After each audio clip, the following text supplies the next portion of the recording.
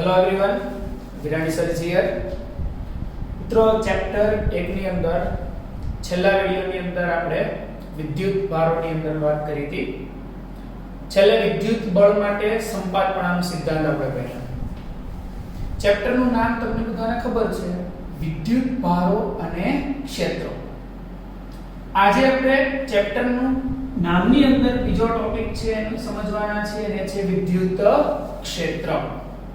Okay, વિદ્યુત ક્ષેત્ર કોને કહી શકાય? ચાલો તો પહેલા એ સમજી લઈએ વિદ્યુત ક્ષેત્ર કોને કહી શકાય. વિદ્યુત ક્ષેત્ર એટલે ઇલેક્ટ્રિકલ ફીલ્ડ. વિદ્યુત ક્ષેત્ર કોને કહી શકાય સમજો. માની લો કે આપણી પાસે અહીંયા કોઈ વિદ્યુત ભાર કેપિટલ Q છે. સિમ્પલ છે કે સર આની આસપાસના વિસ્તારમાં અત્યારે આપણને કોઈ વસ્તુ દેખાતી નથી, બરાબર?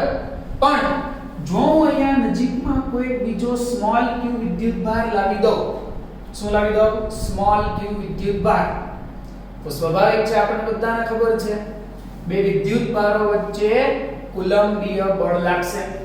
એટલે મને એટલી ખબર પડી કે જેવો હું સ્મોલ q વિદ્યુત ભાર લાવીશ, તે કેપિટલ Q વિદ્યુત ભાર સ્મોલ q વિદ્યુત ભાર પર બળ લગાડે છે. સર આનો મતલબ તો એવો થયો કે જ્યારે આ વિદ્યુત ભાર નથી ત્યારે આપણને આસપાસ કંઈ દેખાતું નથી, પણ જેવો વિદ્યુત ભાર મૂક્યો એટલે તરત જ આણે એના પર બળ લગાડ્યું. તો આનો મતલબ એવો થયો કે સર આ વિદ્યુત ભાર પોતાની આસપાસના વિસ્તારમાં કંઈક અસર ઉત્પન્ન કરતો હશે. ઓકે, તો યાદ રાખો, વિદ્યુત ભાર પોતાની આસપાસના વિસ્તારમાં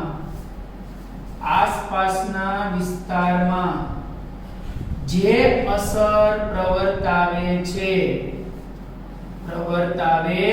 છે તે અસરને તે વિદ્યુત ભારનું વિદ્યુત ક્ષેત્ર કહે છે. ઓકે, તો આ સિમ્પલ વાત છે વિદ્યુત ક્ષેત્ર એટલે શું. પણ તમે કન્ડિશન જો તો આમાંથી તમને એટલો આઈડિયા આવી ગયો કે સાહેબ વિદ્યુત ક્ષેત્ર એક એવી રાશિ છે જે આપણને દેખાતી નથી પણ એને અનુભવી શકાય. અગણા કે સર અનુભવ કઈ રીતે?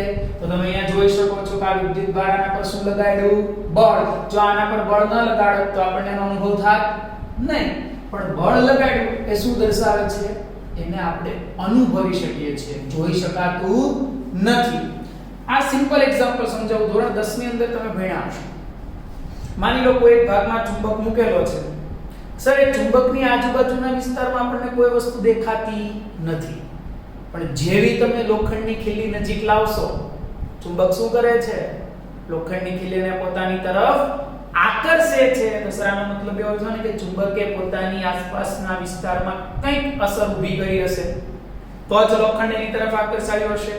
બસ એ અસરને જ આપણે શું નામ આપતા હતા? ચુંબકીય ક્ષેત્ર. મિત્રો, તમને યાદ છે, ચુંબકીય ક્ષેત્ર જોઈ શકાતું નથી, પણ જેવી લોખંડની ખીલી લાવશો તો એને આકર્ષે એટલે તમે એને અનુભવી શકો છો. બસ સેમ એવું અહીંયા છે, વિદ્યુત ભાર પોતાની આસપાસના વિસ્તારમાં જે અસર પ્રવર્તાવે એને એનું વિદ્યુત ક્ષેત્ર કહેવાય.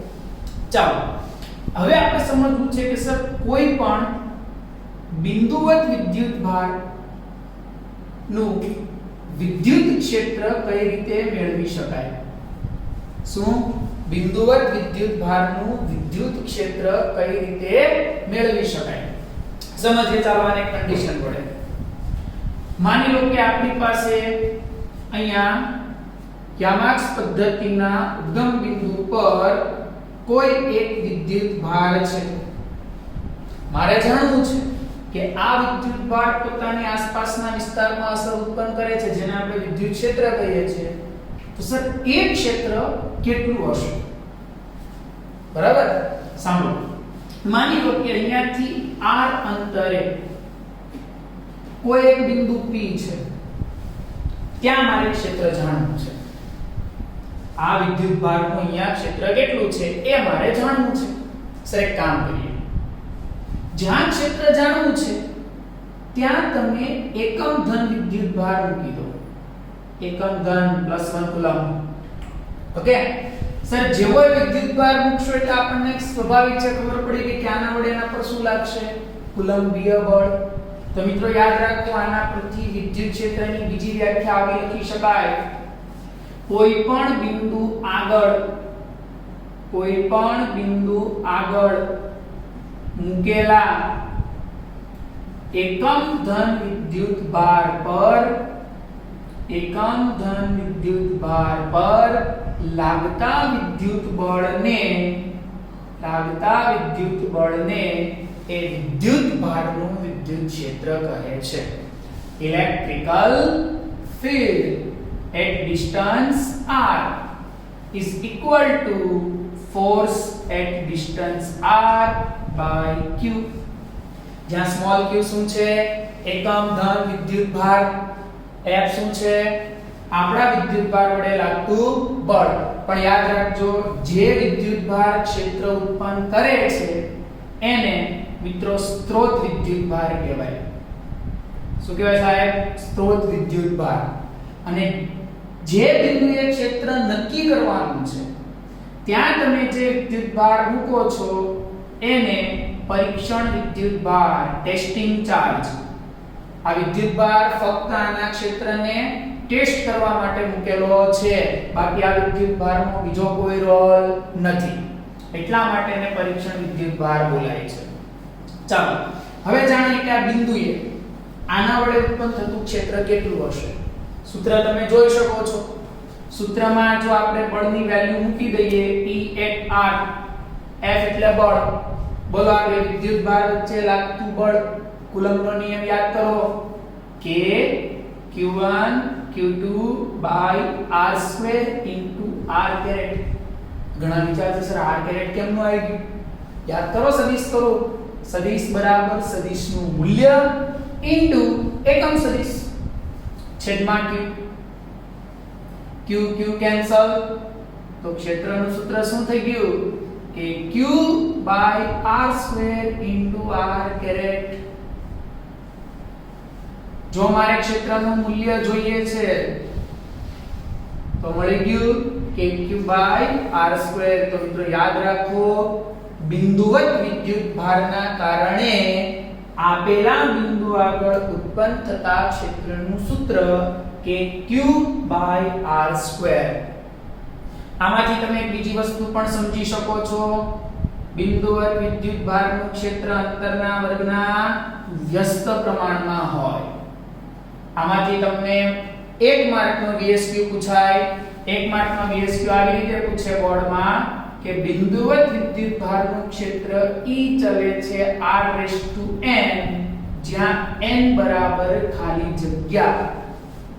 તો યાદ રાખજો n બરાબર -2. શું કામ?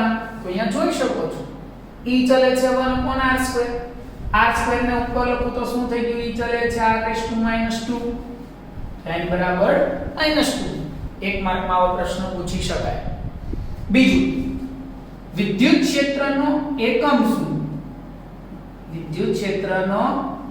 શું? બાજુમાં સૂત્ર જો, સિમ્પલ. બળનો એકમ ન્યૂટન, વિદ્યુત ભારનો એકમ કુલમ. તો વિદ્યુત ક્ષેત્રનો પહેલો એકમ છે ન્યૂટન પર કુલમ. મિત્રો આનો બીજો એકમ છે વોલ્ટ પર મીટર, પણ એ આપણે ચેપ્ટર નંબર 2 માં ભણીશું. બીજો એકમ છે વોલ્ટ પર મીટર, જે આપણે ચેપ્ટર નંબર 2 માં ભણીશું. ન્યૂટન પર કુલમ પારિમાણિક સૂત્ર જો. પારિમાણિક સૂત્ર બે રીતે પૂછાય. એમ્પિયરના પદમાં પૂછાય અને વિદ્યુત ભારના પદમાં પૂછાય. તો યાદ રાખો, ન્યૂટનનું m1 l1 t-2, કુલમ એટલે a1 t1. તો એમ્પિયરના પદમાં શું થઈ ગયું? m1 l1 t-3 a-1. જો q ના પદમાં પૂછાય તો m1 l1 t-2, ન્યૂટનનું વિદ્યુત ભારનું q1. તો જો આનું સાદું રૂપ આપું તો m1 l1 t-2 q-1. એટલે આ બંને શું થઈ ગયા? વિદ્યુત ક્ષેત્રના પારિમાણિક સૂત્ર. બીજી એક વસ્તુ સમજી લો. ચાલો, વિદ્યુત ક્ષેત્રને લગતા કેટલાક અગત્યના મુદ્દાઓ. હવે આ થિયરી તમને 2 માર્કમાં અલગથી પૂછાય. કે વિદ્યુત ક્ષેત્રને લગતા અગત્યના મુદ્દાઓ જણાવો. પહેલો મુદ્દો સાંભળજો. પહેલો મુદ્દો, ક્ષેત્ર નક્કી કરવા માટે તમે જે પરીક્ષણ વિદ્યુત ભાર મૂકો છો એ પરીક્ષણ વિદ્યુત ભારનું મૂલ્ય શક્ય એટલું નાનું હોવું જોઈએ. એવું કહેવાય છે લિમિટ q ટેન્ડ્સ ટુ 0, જેથી કરીને મૂળ તંત્રના ક્ષેત્રમાં અસર થાય નહીં. સર આ નિયમ, આ મુદ્દામાં કઈ સમજ ન પડી. શું કહેવા માંગો છો? પરીક્ષણ વિદ્યુત ભારનું મૂલ્ય શક્ય એટલું નાનું લેવું જેથી કરીને મૂળ તંત્રના ક્ષેત્રમાં ફેરફાર ન થાય એટલે શું? સમજો. માની લો કે આ 2 કુલમ છે, તમારે આનું ક્ષેત્ર જોઈએ છે. આનું ક્ષેત્ર તમારે આ P બિંદુ પાસે નક્કી કરવું છે. હવે તમે પરીક્ષણ વિદ્યુત ભાર તરીકે 200 કુલમ લઈ લો તો શું હાલત થાય? ક્ષેત્ર ગોતવાનું હોય આનું, મળે આનું. કેમ? સર આ તો 2 કુલમ ને આ 200 કુલમ, તો સ્વાભાવિક સમજી શકાય છે 200 કુલમનું ક્ષેત્ર તો આના કરતા ઘણું મોટું હશે. બરાબર? એટલે કહેવાય કે પરીક્ષણ વિદ્યુત ભારનું મૂલ્ય એટલું નાનું પસંદ કરો કે જેથી આના ક્ષેત્રને કોઈ અસર ન થાય. શું કામ? ક્ષેત્ર ગોતવાનું છે આનું, જેથી કોઈ અસર થાય નહીં. પણ આપણે જાણીએ છીએ અહીંયા મેં લીધું limit q tends to 0. Sir વિદ્યુત ભાર તો 0 હોય નહીં, કેમ કે વિદ્યુત ભાર નાનામાં નાનો કેટલો? 1.6 10⁻19 કુલમ. યાદ કરો પહેલો લેક્ચર પ્રસ્તાવનાનો, જે મૂળભૂત વિદ્યુત ભાર છે. એટલે યાદ રાખો પરીક્ષણ વિદ્યુત ભારનું મૂલ્ય શક્ય એટલું નાનું લેવાનું. બીજો મુદ્દો, વિદ્યુત ક્ષેત્ર એ સદિશ રાશિ છે. આ જોઈ શકાય છે સૂત્રમાં જુઓ ને. સદિશ રાશિ છે, એની દિશા વિદ્યુત ભાર વડે લાગતા વિદ્યુત બળની દિશામાં હોવાનું મનાય છે. કેવી રાશિ છે? સદિશ. દિશા બળની દિશામાં હોવાનું મનાય છે. અહીંયા જોઈ શકો છો ક્ષેત્રની દિશા બળની દિશામાં છે. અને તમે જાણો છો કે સર ધન વિદ્યુત ભાર હોય, ધન ધન વચ્ચે શું લાગે? અપાકર્ષી. તો યાદ રાખજો ધનનું ક્ષેત્ર અપાકર્ષી હોય, પોતાનાથી દૂર જતી દિશામાં. જ્યારે ઋણનું ક્ષેત્ર આકર્ષી હોય, પોતાના તરફ આવતી દિશામાં. ઓકે? એટલે ક્ષેત્ર કેવી રાશિ છે? સદિશ. દિશા બળની દિશામાં લેવાય છે. ત્રીજો મુદ્દો, જો તમે કોઈ બિંદુ આગળનું ક્ષેત્ર જાણતા હો અને ત્યાં કોઈ વિદ્યુત ભાર મૂકવામાં આવે, તમને પૂછે કે આ વિદ્યુત ભાર પર લાગતું બળ કેટલું. માની લો કે તમને કીધું કોઈ વિસ્તારમાં ક્ષેત્ર E જેટલું છે, ત્યાં વિદ્યુત ભાર કોઈ Q જેટલો વિદ્યુત ભાર મૂકવામાં આવેલો છે, તો તમે એના પર લાગતું બળ શોધી શકો. F is equal to Q into E. સૂત્રને F ને કરતા બનાવો. F is equal to Q into E. એટલે ક્ષેત્રની એક અગત્યતા એ છે કે જો કોઈ બિંદુ આગળ ક્ષેત્ર આવડતું હોય તો તમે એની પરથી બળ પણ શોધી શકો. અને છેલ્લો મુદ્દો, વિદ્યુત ક્ષેત્રનો ખ્યાલ સૌપ્રથમ ફેરાડે નામના વૈજ્ઞાનિકે આપેલો. મિત્રો આ ખ્યાલ નથી, એક વાસ્તવિકતા છે. શું કામ વાસ્તવિકતા છે? કેમ કે આને આપણે અનુભવી શકીએ છીએ. ઓકે? તો આની અંદરથી તમને 2 માર્કની અંદર બબે થિયરી પૂછાય કે બિંદુવત વિદ્યુત ભારના વિદ્યુત ક્ષેત્રનું સૂત્ર તારો, વિદ્યુત ક્ષેત્રને લગતા અગત્યના મુદ્દાઓ જણાવો. ઘણીવાર આવી રીતે પૂછશે વિદ્યુત ક્ષેત્રની 2 વ્યાખ્યા, એકમ અને પારિમાણિક સૂત્ર. તો 2 વ્યાખ્યા, એકમ અને પારિમાણિક સૂત્ર. એટલે આમાંથી ઘણી બધી રીતે લોકો થિયરી બનાવીને પૂછી શકે. તો આ બાબત થઈ ગઈ વિદ્યુત ક્ષેત્રની પ્રસ્તાવના. ઓકે? એક કરતા વધારે વિદ્યુત ભાર આપ્યા હોય અને તમારે ક્ષેત્ર જાણવું હોય તો એ કઈ રીતે મેળવી શકાય કે આપણે નેક્સ્ટ વિડિયોની અંદર જોઈશું. Thank you.